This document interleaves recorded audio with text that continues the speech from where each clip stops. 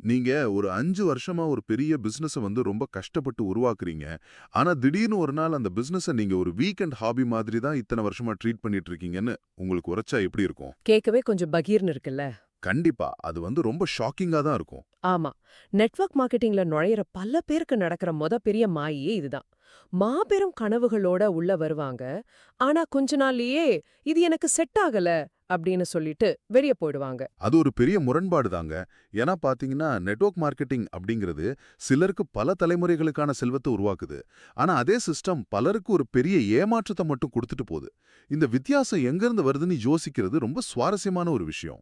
Exactly. அதனால தான் இன்னைக்கு நம்மளோட இந்த ஆழமான அலசல்ல நெட்வொர்க் மார்க்கெட்டிங் லீடர்கள் ஏன் ஃபெயில் ஆகுறாங்க அப்படிங்கறத பத்தியும், அதை எப்படி முறியடிச்சு நீங்க மாபெரும் வெற்றி அடையலாம் அப்படிங்கறத பத்தியும் பேச போறோம். சூப்பர். இது நெறைய பேருக்கு தேவையான ஒரு தலைப்பு. ஆமா. இதுக்காக Robert Kiyosaki, Jim Rohn, Eric ஒரே மாதிரியான உலக புகழ்பெற்ற நிபுணர்களோட ஸ்ட்ராட்டஜிஸ நம்ம பார்க்க போறோம். அது மட்டும் இல்லாம அகாம் லீடர்ஸ் தீபக் பஜாஜ் அவங்களோட வியூகங்கள், அப்புறம் psychology of money, think and grow rich மாதிரியான புத்தகங்களோட மைய கருத்துகள் இது எல்லாத்தையும் ஒன்னா இணைச்சு அலச போறோம். அதாவது நெட்வொர்க் மார்க்கெட்டிங் அப்படிங்கிறது வெறும் ஆட்களை சேர்க்கும் வேலையா அல்லது ஒருவரை உண்மையான தொழில் முனைவோரா மாத்திர பயணமான நம்ம பார்க்கணும். கரெக்ட். சரி, இத கொஞ்சம் பிரித்து பார்ப்போம். நம்ம விஷயத்துக்கே வருவோம். அந்த ஹாபி மைண்ட் செட். நீங்க ஒரு பிசினஸ்ல இறங்குறீங்க, ஆனா அத சீரியஸா எடுக்கலைன்னா என்ன ஆகும்? இங்க தான் நெறைய பேர் சறுக்குறாங்க. நெட்வொர்க் மார்க்கெட்டிங்ல நுழையிறதுக்கான முதலீடு பாத்தீங்கன்னா ரொம்ப கம்மி. ஒரு சின்ன தொகைய கட்டி உள்ளே வந்துடலாம். ஆமா, ஆயிரக்கணக்கில தான் இருக்கும். அதேதான். இதனாலேயே சப்கான்ஷியஸா மக்கள் என்ன நினைக்கிறாங்கன்னா, போனா ஒரு சின்ன அமௌண்ட் தானே, பாப்போம் டைம் கிடைக்கும்போது செய்வோம் அப்படின்னு முடிவு பண்ணிடுறாங்க. நீங்க ஒரு விஷயத்த ஹாபியா செஞ்சா, அது உங்களுக்கு ஹாபிக்கான வருமானத்தை தான் கொடுக்கும். ஒரு பிசினஸா செஞ்சா மட்டும்தான் பிசினஸ்க்கான ரிசல்ட் கிடைக்கும். இத மும்மோ லென்ஸ்ல ரொம்ப அழகா ஒரு உதாரணம் மூலமா சொல்லியிருந்தாங்க. யோசிச்சு பாருங்க. நீங்க ஒரு 50 லட்ச ரூபா முதலீடு பண்ணி ஒரு பெரிய ரெஸ்டாரண்ட் ஆரம்பிக்கிறீங்க. ஓகே. ஆனா இன்னைக்கு எனக்கு மூடு இல்ல. அதனால கடைய திறன மாட்டேன். ஞாயித்துக்கிழமை ஈவினிங் மட்டும் எனக்கு ஃப்ரீ டைம் இருக்கு. அப்ப மட்டும் ரெஸ்டாரண்ட்ட ரன் பண்றேன் அப்படின்னு சொன்னா, அந்த பிசினஸ் என்ன ஆகும்? 2 மாசத்துல இழுத்து மூடிட வேண்டியதுதான். இதுக்கு பின்னாடி ஒரு முக்கியமான மெக்கானிசம் இருக்கு. ஜெரமி மைனர் இத ரொம்ப தெளிவா சொல்றாரு. அவர் என்ன சொல்றாரு? உங்ககிட்ட சரியான திறன்கள், குறிப்பா அந்த சேல்ஸ் ஸ்கில்ஸ் இருந்தா, உலகத்திலே மிக அதிக வருமானம் தரக்கூடிய துறை இது. ஆனா, அந்த திறன் இல்லனா, இதுவே உலகத்தின் மிக கடினமான, குறைந்த வருமானம் தரக்கூடிய தொழிலா மாறிடும். இதுதான் அந்த ஸ்கில் டெல்டா. வெயிட். சேல்ஸ் ஸ்கில்ஸ்னு சொன்ன உடனே எனக்கு ஒரு விஷயம் தோணுது. பலருக்கும் இந்த சேல்ஸ் அப்படிங்கிற வார்த்தையை கேட்டாலே லைக் ஒரு மாதிரி அலர்ஜியா இருக்கு. நான் போய் மத்தவங்க கிட்ட கெஞ்சணுமா, என் பொருளை வாங்கிக்கோங்கன்னு வற்புறுத்தணுமா அப்படிங்கிற எண்ணம் வருதுல்ல? அது ரொம்பவே தவறான புரிதல். அகாம் லீடர்ஸ் இத பத்தி பேசும்போது, நெட்வொர்க் மார்க்கெட்டிங்ல 2 விதமான அப்ரோச் இருக்குன்னு சொல்றாங்க. ஒன்னு ஏசிபி, அதாவது அப்ரோச் ஆஃப் சேசிங் பீப்பிள். மக்களை துரத்துறது. எக்ஸாக்ட்லி. மக்கள துரத்துறது. ப்ளீஸ் என் டியூன்ல சேர்ந்துக்கோங்க, இது உங்க வாழ்க்கையவே மாத்திடும் அப்படின்னு கெஞ்சுறது. இது ஒரு நெகட்டிவ் அப்ரோச். இது உங்களோட வேல்யூவை முழுசா குறைச்சிடும். ஆமா. யாராவது நம்ம கிட்ட வந்து அப்படி கெஞ்சினா நமக்கு முதல் ரியாக்ஷன் இவனை எப்படிடா அவாய்ட் பண்றது அப்படின்னு தான் தோணும். சரியா சொன்னீங்க. அதனால தான் யூஎஸ்பி அல்லது அட்ராக்ஷன் மார்க்கெட்டிங் தேவைப்படுது. அதாவது நீங்க மக்கள துரத்தக்கூடாது. அப்போ பாசிட்டிவ் அப்ரோச் எப்படி இருக்கும்? உங்களோட நாலேஜ், நீங்க அந்த பொருள பத்தி பேசுற விதம், உங்ககிட்ட இருக்கிற கான்ஃபிடன்ஸ், இத பார்த்துட்டு வாடிக்கையாளர்களே உங்ககிட்ட வரணும். நீங்க பண்ற பிசினஸ் ரொம்ப இன்ட்ரெஸ்டிங்கா இருக்கே, நான் எப்படி இதுல இணையலாம் அப்படின்னு கேட்கணும். அதுதான் உண்மையான சேல்ஸ்.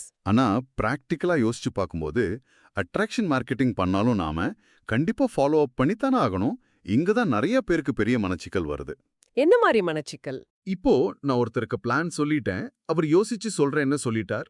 ஒரு 2 தடவை கால் பண்ணி பார்க்கறேன். அவர் சரியா ரெஸ்பாண்ட் பண்ணலன்னா, சரி இவருக்கு இன்ட்ரெஸ்ட் இல்ல போல, நாம ஏன் அவரை டிஸ்டர்ப் பண்ணணும் அப்படின்னு விட்டுடுறோம். இது தப்புன்னு பல ரிசர்ச் சொல்லுதே. மிகப்பெரிய தப்பு.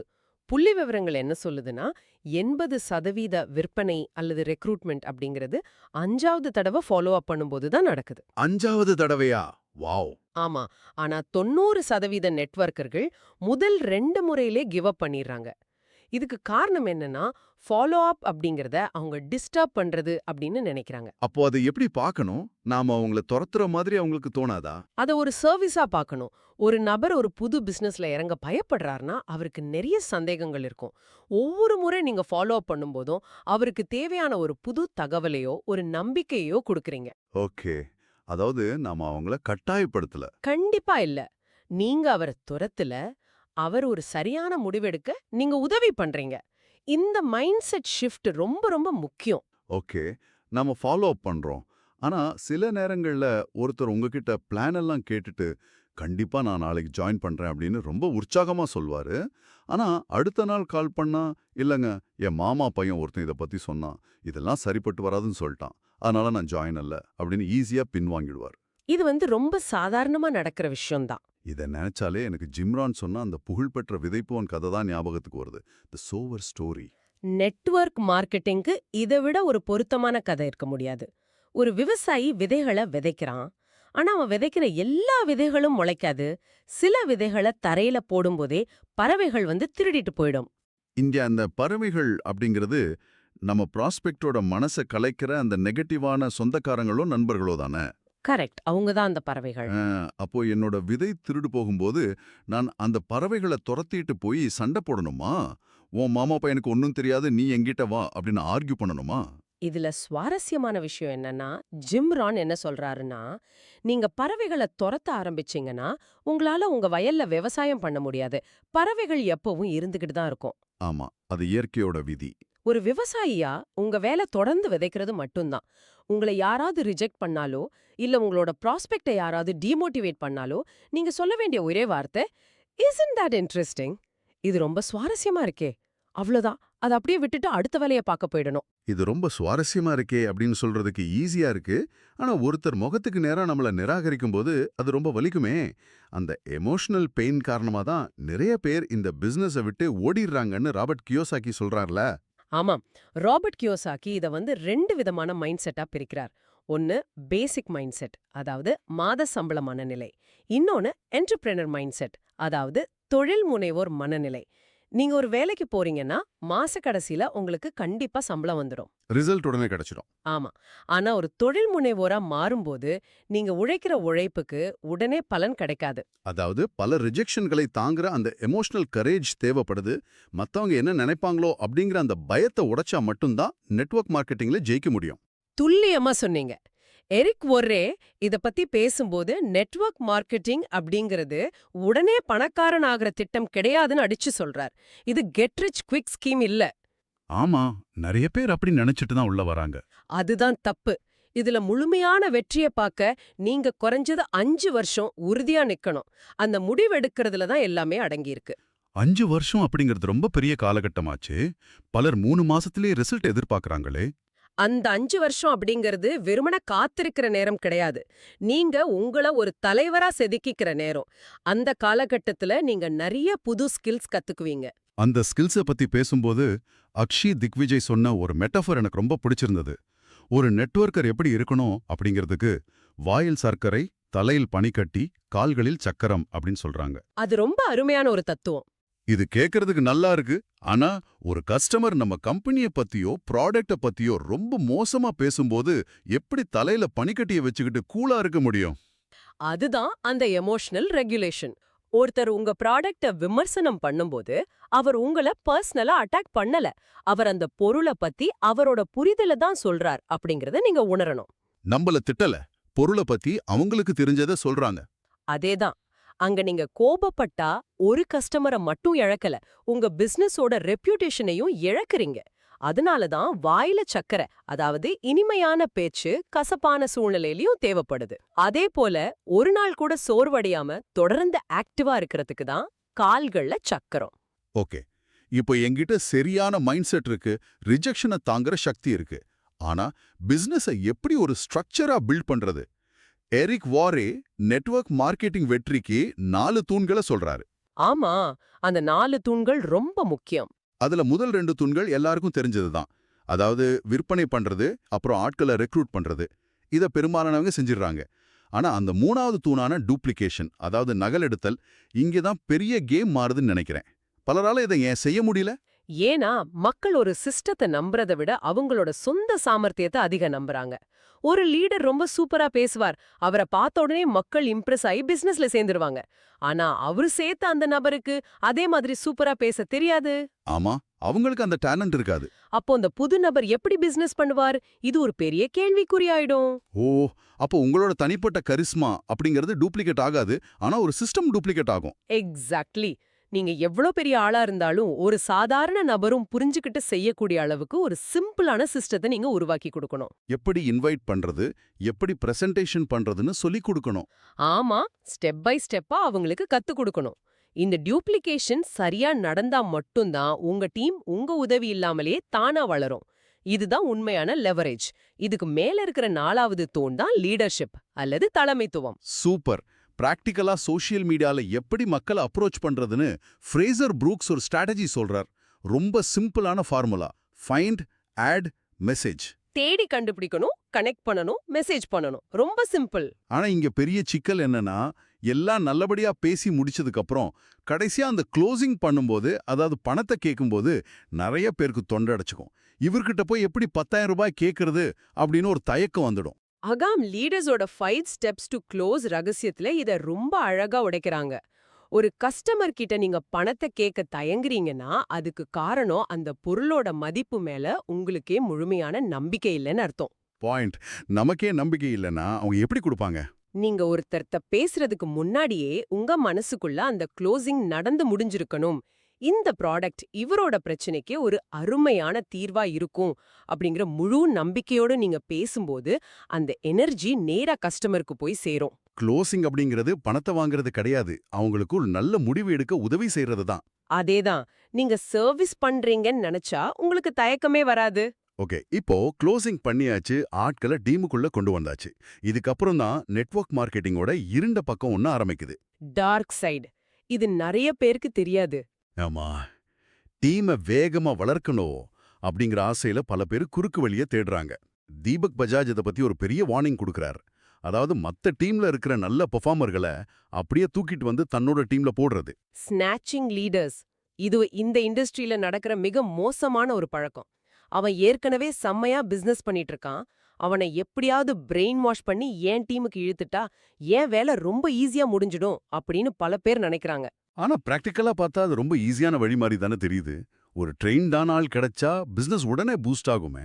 அது ஒரு தற்காலிகமான பூஸ்ட் மட்டும்தான். ஆனா லாங் டேர்ம்ல அது உங்க டீமோட கல்ச்சரே அழிச்சிடும். ஏன்னா உங்களுக்காக இன்னொரு டீமை ஏமாத்திட்டு வந்தவர் நாளைக்கு உங்களையும் ஏமாத்திட்டு வேற டீமுக்கு போவார். ஆமா, ஒரு தடவை துரோகம் பண்ணவங்க திரும்பவும் பண்ணுவாங்க. அதனாலதான் தீபக் பஜாஜ் என்ன சொல்றாருன்னா, லீடர்களை திருடாதீங்க, உங்க டீம்ல இருக்கிற சாதாரண மக்களை லீடர்களா டெவலப் பண்ணுங்க அப்படின்னு சொல்றாரு. இது ரொம்ப முக்கியமான பாயிண்ட். ஒரு சாதாரண நபரை எப்படி லீடரா மாத்துறது? அவங்க கிட்ட ட்ரீம் பிக், டிமாண்ட் பிக் அப்படிங்கிற எதிர்பார்ப்பை வைக்கணும். அவங்கள பெரிய கனவுகளை காண தூண்டணும். அதே நேரத்துல அந்த கனவுக்கான கடுமையான உழைப்பையும் அவங்க கிட்ட இருந்து டிமாண்ட் பண்ணணும். இது ரொம்ப அவசியம். ஒருத்தரை சும்மா மோட்டிவேட் பண்றது மட்டும் பத்தாது. இதுக்கு நெப்போலியன் ஹில்லோட திங்க் அண்ட் க்ரோ ரிச் புத்தகத்துல ஒரு அருமையான ஃபார்முலா இருக்கு. QQS formula. அதாவது குவாலிட்டி, திறம், குவான்டிட்டி, அளவு மற்றும் ஸ்பிரிட் ஆஃப் சர்வீஸ், சேவை மனப்பான்மை. இதுல அந்த ஸ்பிரிட் ஆஃப் சர்வீஸ் தான் ஒரு லீடரை சாதாரண நெட்வொர்க்கர் கிட்ட இருந்து பிரிச்சு காட்டுது. ஜாக்மா இதையே கொஞ்சம் மாத்தி LQ அப்படின்னு சொல்றாரு. IQ, EQ கேள்விப்பட்டிருக்கோம். அது என்ன LQ? LQனா லவ் கோஷன்ட். இன்னைக்கெல்லாம் டிஜிட்டல் ஆயிடுச்சு, AI வந்துருச்சு. ஒரு சிஸ்டம் உங்க டீமோட பெர்ஃபார்மன்ஸை ட்ராக் பண்ணிடும், பாயிண்ட்ஸை கால்குலேட் பண்ணிடும். ஆனா ஒரு ஏஐயால ஒரு மனிதன் மேல உண்மையான அக்கறையோ அன்போ காட்ட முடியாது. கரெக்ட். மனுஷங்களால மட்டும்தான் எம்பத்தியோட இருக்க முடியும். நெட்வொர்க் மார்க்கெட்டிங் அப்படிங்கிறது அடிப்படையில் நம்பர்ஸை பற்றியது அல்ல, அது மனிதர்களை பற்றியது. உங்க டீம் மெம்பர்ஸ் கஷ்டப்படும்போது அவங்க தோள்ல கை போட்டு நான் இருக்கேன், நாம சேர்ந்து இதை சாதிப்போம் அப்படின்னு சொல்ற அந்த உண்மையான எம்பத்தி தான் ஒரு லீடரை உருவாக்குது. ஜிக் ஜிக்லர் சொன்ன மாதிரி மத்தவங்க அவங்களுக்கு தேவையானதை அடைய நீங்க முழு மனசோட உதவி செஞ்சீங்கன்னா உங்களுக்கு தேவையான எல்லாமே ஆட்டோமேட்டிக்கா உங்களை தேடி வரும். 100% உண்மை. சரி, இப்போ ஒரு லீடர் உண்மையாவே பெரிய அளவுல சக்சஸ் ஆகி நிறைய பணம் சம்பாதிக்க ஆரம்பிச்சிட்டாருன்னு வச்சுப்போம். இங்க தான் ஒரு பெரிய உளவியல் சிக்கல் வருது. பணத்தை எப்படி ஹேண்டில் பண்றதுங்கிற சிக்கல். ஆமா. பல நெட்வொர்க் மார்க்கெட்டிங் லீடர்கள் தான் ஒரு சக்சஸ்ஃபுல் ஆள்னு வெளியில காட்டிக்கிறதுக்காக கடனை வாங்கியாவது BMW கார் வாங்குறது, விலை உயர்ந்த வாட்ச் கட்டுறதுன்னு ஒரு ஃபேக்கான லைஃப் ஸ்டைலை மெயின்டைன் பண்றாங்களே, fake it till you make it அப்படின்னு சொல்லிக்கிட்டு. இது ஒரு மிகப்பெரிய ட்ராப்பு. சைக்காலஜி ஆஃப் மணி புத்தகம் இத ரொம்ப ஆழமா அலசுது. இத நாம 2ஆ பிரிக்கலாம். ஒன்னு எக்ஸ்ட்ரின்சிக் ஸ்டேட்டஸ், அதாவது வெளிப்படையான மதிப்பு. இன்னொன்னு இன்ட்ரின்சிக் யூட்டிலிட்டி, அதாவது உண்மையான பயன்பாடு. இத கொஞ்சம் விளக்கமா சொல்ல முடியுமா? ஒரு கார் உங்களுக்கு பயணிக்க பயன்படுதுன்னா அது யூட்டிலிட்டி. ஆனா அதே கார முகம் தெரியாத மனிதர்கள் உங்கள பார்த்து பிரமிக்கணுங்கிறதுக்காக உங்களோட தகுதியை விட அதிகமா இஎம்ஐ போட்டு வாங்குறீங்க பாருங்க. அங்கதான் நீங்க உங்க நிம்மதியே அடக வைக்கிறீங்க. ஆனா அவங்க என்ன சொல்றாங்கன்னா, நான் இப்படி பெரிய கார்ல போனாதான் என் டீம் மோட்டிவேட் ஆவாங்க, புது ப்ராஸ்பெக்ட்ஸ் என்ன பார்த்து பிசினஸ்ல சேருவாங்க அப்படின்னு சொல்றாங்களே. அது ஒரு மாய. பிடி ஃபார்னும் இத பத்தி ரொம்ப தெளிவா சொல்றார். ஒருவரோட உண்மையான மதிப்பு அவர் பயன்படுத்தும் பொருட்களில் இல்ல, அவர் மக்களிடம் காட்டும் நேர்மையிலும் தான் இருக்கு. இன்டெகிரிட்டி தான் முக்கியம். சோ ஷோ ஆஃப் பண்றது தப்புன்னு சொல்றீங்க? ஆமா. ஒரு கட்டத்துக்கு மேல அந்த இஎம்ஐய கட்டுறதுக்காகவே நீங்க பிரஷர்ல வேலை செய்ய ஆரம்பிப்பீங்க. உங்க டீம நீங்க ஒரு ஏடிஎம் மிஷின் மாரி பார்க்க ஆரம்பிப்பீங்க. அங்க உங்க லவ் கோஷன்ட் அடிபட்டுடும். அதனால உங்க வருமானத்துக்கு ஏத்த மாதிரி வாழ்க்கை முறைய உயர்த்துறது தப்பில்ல. ஆனா ஷோ ஆஃப் பண்றதுக்காக கடனாளியா மாறக்கூடாது. உண்மையான நிதி சுதந்திரத்தோட கடன் இல்லாம நீங்க நிம்மதியா வாழ்றத பார்த்தாலே சரியான ஆட்கள் உங்களை தேடி வருவாங்க. வாவ், இது ரொம்பவே பவர்ஃபுல்லான ஒரு பாயிண்ட். பணம் சம்பாதிக்கிறத விட அந்த பணத்தை எப்படி ஒரு முதிர்ச்சியோட கையாளணும் அப்படிங்கிறது ஒரு லீடருக்கு ரொம்ப முக்கியம். கண்டிப்பா. லீடர்ஷிப் அப்படிங்கிறது பணத்தை மீறின ஒரு பொறுப்பு. மக்கள் கிட்ட கெஞ்சாம அட்ராக்ஷன் மார்க்கெட்டிங் பண்ணணும், ஃபாலோ பண்ண தயங்க கூடாது. விதைப்பவன் கதையில வர்ற மாதிரி பறவைகளை துரத்தாம ரிஜெக்ஷன்களை தாண்டி போகணும். எரிக்குரிய சொன்ன மாதிரி ஒரு சிம்பிளான சிஸ்டத்தை டூப்ளிகேட் பண்ணணும். ஆமா, எல்லாவற்றுக்கும் மேலா மத்தவங்க மேல உண்மையான அக்கறை கொண்ட ஷோ ஆஃப் இல்லாத ஒரு லீடரா மாறணும். கரெக்ட். இது எல்லாமே ஒண்ணுக்கொன்னு தொடர்புடைய விஷயங்கள் தான். இதுல எந்த ஒரு கண்ணியும் நீங்க தவற விட்டாலும் வெற்றி தள்ளி போகும். ஆனா இந்த மெக்கானிசத்தை முழுசா புரிஞ்சுக்கிட்டு வேலை செஞ்சா இது ஒரு அற்புதமான பயணமா இருக்கும். கண்டிப்பா, இது ஒரு லைஃப் சேஞ்சிங் ஜேர்னியா அமையும். கூட மாஸ்டர் மைண்ட் அலையன்ஸ், அதாவது மாஸ்டர் மைண்ட் கூட்டமைப்பு அப்படிங்கிற தத்துவத்தை கொஞ்சம் நினைச்சு பாருங்க. நீங்க உங்க டீமை வெறும் எனக்கு கீழே வேலை செய்யற ஆட்கள் அப்படின்னு பார்க்காம உங்க கூட சேர்ந்து சிந்திச்சு பிசினஸ அடுத்த கட்டத்துக்கு கொண்டு போற ஒரு மாஸ்டர் மைண்ட் குழுவா இன்னையிலிருந்து பார்த்தா என்ன நடக்கும்? அப்படி பார்த்தா ரிசல்ட் வேற லெவல்ல இருக்கும். ஆமா, உங்க அப்ரோச் முழுசாவே மாறிடும் இல்லையா? அந்த மாற்றத்தை இன்னைக்கே தொடங்குங்க. இந்த ஆழமான தேடல்ல எங்களோட இணைஞ்சதுக்கு ரொம்ப நன்றி. மீண்டும் அடுத்த முறை ஒரு புது கான்செப்டோட சந்திக்கும் வரை தொடர்ந்து கற்றுக்கொண்டே இருங்கள்.